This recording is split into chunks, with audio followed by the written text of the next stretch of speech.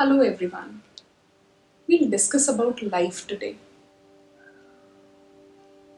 It'll be useful, it'll be meaningful, and it will definitely make you successful. I'll tell you a story. Once upon a time, here I would like to tell you one more thing.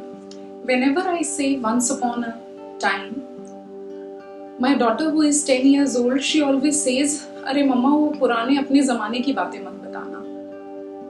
Guys, don't go on my grey hair. These are because of experience. I'm young, still young.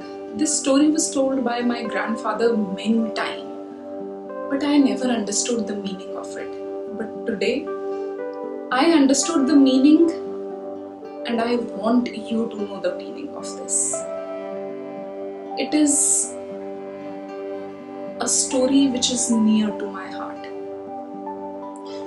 एक राज्य का एक राजा था. वो राजा पक्षियों का बड़ा प्रेमी था. उसने अपने राज्य में बहुत सारे पक्षियों के ट्रेनर रख रखे थे. क्योंकि वो पक्षी प्रेमी था तो उसे राज्य के कई लोग आते जाते पक्षी गिफ्ट किया करते थे.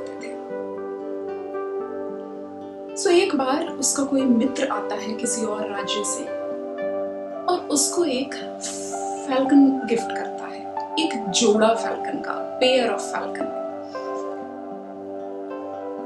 राजा बहुत खुश हो जाता है क्योंकि उसके पास फैल्कन्स नहीं थे. फैल्कन्स गिद्ध, उसके पास फैल्कन्स नहीं थे और वो बहुत खुश होता है और अपने मंत्रियों को बुलाकर कहता है कि मेरे ट्रेनर्स को जाके ये छोटे छोटे फैल्कन्स दे दो और वो इन फैल्कन्स को इतना अच्छा ट्रेन करें कि हमारे सारे इंस्ट्रक्शंस और डायरेक्शंस को फॉलो करें, जैसे कि दूसरे पक्षी किया करते थे उसके राज्य में. मंत्री जाते हैं, फैल्कन्स को ट्रेनर्स के पास दे आते हैं. After 2 weeks of time trainers राजा के पास आते हैं और ट्रेनर्स राजा को आके कहते हैं, क्षमा कीजिएगा महाराज, पर एक प्रॉब्लम है. एक फैल्कन को तो हम उड़ा पाए लेकिन दूसरा फैल्कन अपने ब्रांच से उड़ने को तैयार ही नहीं है, उस टहनी से उड़ने को तैयार नहीं है जिसपे वो बैठा रहता है. हमने बहुत तरीके अपनाए पर he is not ready to go, he is not ready to fly. राजा चिंतित हुआ. राजा को लगा this would not work like this. राजा ने कहा राज्य में मुनादी करा दी जाए. अपने मंत्रियों को कहा और कहा कि जो भी इस पक्षी को उड़ा पाएगा, इस फैल्कन को उड़ा पाएगा, उसे 500 सोने की मोहरें दी जाएंगी. Many people tried, but in vain nothing happened. वो पक्षी ज्यों का त्यों उसी टहनी पे बैठा रहता था, उसी पेड़ की उसी टहनी पे बैठा रहता था. अलास, मंत्रियों ने आके फिर बताया कि महाराज कुछ नहीं हो पा रहा है, शायद वो पक्षी उड़ना जानता ही नहीं है या वो उड़ना सीखना नहीं चाहता. राजा ने कहा चलो कुछ हीलर्स और सॉर्सरर्स को बुला लिया जाए. उस जमाने में हीलर्स और सॉर्सरर्स का बहुत सारा काम होता था, आज भी है, यू मस्ट हैव सीन. तो उन्हें बुलाया गया पर नथिंग हैपेंड. वो पक्षी नहीं उड़ा. थोड़े दिन बाद एक किसान आता है, एक गरीब किसान. जैसे ही उसने ये खबर सुनी कि 500 सोने की मोहरें दी जाएंगी, वो किसान वहां पहुंच जाता है. किसान आके राजा को कहता है कोर्ट में, राजा मैं ये काम करना चाहता हूँ. एवरीबडी स्टार्टेड लाफिंग कि बड़े बड़े ट्रेनर्स, बड़े बड़े लोग, बड़े बड़े राज्यों से लोग आए और वो इस काम को नहीं कर पाए. ये एक मामूली सा किसान क्या कर पाएगा. पर वो डिटरमिन्ड था. He said I'll be able to do it. Give me a chance. राजा ने कहा चलो तुम्हें भी देख लेते हैं. उसने सबको कहा आप सब मेरे साथ आइए और जहां पक्षी है वहां मुझे ले चलिए. सब उसके पीछे पीछे. वो आगे आगे उस पेड़ के पास पहुंच जाता है जहां वो पक्षी बैठा होता है. वो पेड़ पे चढ़ता है, अपनी आरी निकालता है और पेड़ की उस टहनी को काटने लग जाता है. सभी आपस में एक दूसरे को देखकर हैरान हैं कि ये क्या कर रहा है, और धीरे धीरे वो टहनी कटने लग जाती है। जैसे ही वो टहनी कटती है, वो पक्षी उड़ने लगता है, उड़ने लगता है, आसमानों की ऊंचाइयों को छूने लगता है, और सब देखकर हैरान रह जाते हैं।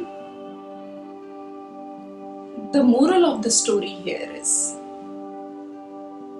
हम उड़ना तभी सीखते हैं जब हम अपने कंफर्ट जोन से बाहर आते हैं। That bird was clinging to that branch because that was its comfort zone. He was getting his food, he was getting water, he was getting everything there. उसका innate nature है उड़ने का, but because of that comfort zone which he or it is grabbed by, it never flies. But जैसे ही वो टहनी टूटती है, जैसे ही वो कंफर्ट जोन की टहनी टूटती है, वो पक्षी उड़ता है, सफलता की ओर उड़ता है। I want to tell you here, friends, जिस तरह ये पक्षी उड़ा, इस तरह human also has unlimited desire to fly. हम सब चाहते हैं कि हम सक्सेसफुल हों, हम सब चाहते हैं, हम बड़े बड़े सपने देखते हैं, लेकिन हम में से कितने उस कंफर्ट जोन से बाहर आना चाहते हैं? वो कंफर्ट जोन जो हमें हर रोज जब हम सुबह उठते हैं, जब मैं 4 बजे उठती हूँ, मेरे अंदर, जिसे हम सब लोग मन के नाम से जानते हैं, वो मन मुझे कहता है मत उठ, सो जा, अरे मत जा, सो जा, अभी बहुत टाइम पड़ा है। Believe you me guys, time नहीं है। You never know what will happen tomorrow. You never know what will happen the other second. You need to do today. You need to do it now. You need to get out of this comfort zone if you want to grow in your life. If you want to be successful, you have to come out of this comfort zone. People say, somebody has said this, that yard by yard it is hard, but inch by inch it's a cinch. It simply means बड़े बड़े goals मत रखिए, बड़े बड़े dreams मत बनाइए, छोटा छोटा रोज एक्ट कीजिए। छोटा छोटा जब रोज एक्ट करेगा आदमी, तो वो उस ऊंचाई तक किसी न किसी दिन पहुंच जाएगा। I am not saying failures will not come, definitely failures will come, पर आप में फिर से उस कंफर्ट जोन से बाहर आने की हिम्मत होनी चाहिए, उन फेलियर से निकलने की हिम्मत होनी चाहिए। जिस दिन हम उस कंफर्ट जोन से बाहर आएंगे, हम ग्रो करने लग जाएंगे। जिस दिन हम ग्रो करने लग जाएंगे, उस दिन हम प्राइसलेस हो जाएंगे, उस दिन हम सक्सेसफुल हो जाएंगे। I want everybody of you to come out of that comfort zone of yours. It will kill us. हम बने हैं उड़ने के लिए। मैं लास्ट में आपको कहना चाहूंगी, अभी आसमान बाकी है, अभी आसमान बाकी है, अभी वो उड़ान बाकी है, अभी तो उड़ना बाकी है, क्योंकि अभी मंजिलें बाकी हैं।